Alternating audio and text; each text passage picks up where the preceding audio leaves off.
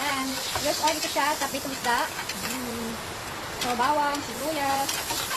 Simpleng ulam, pero sobrang masustansya.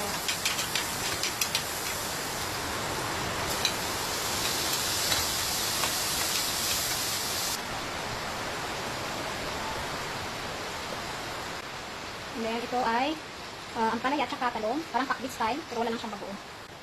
Ito natin ang asin. Ito natin ang seasonings. Ito natin mga 5 to 6 minutes.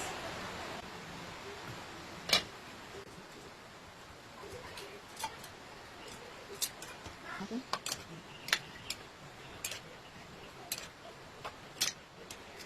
Ang sabaw. Ayan, medyo mapait tayo. Meron siyang ampalaya. Sarap.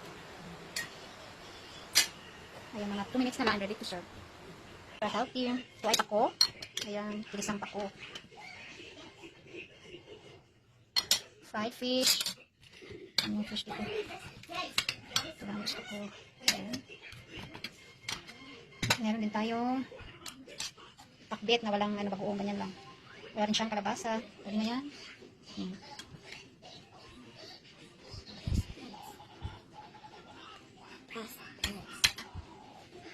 Kain na, kain tayo.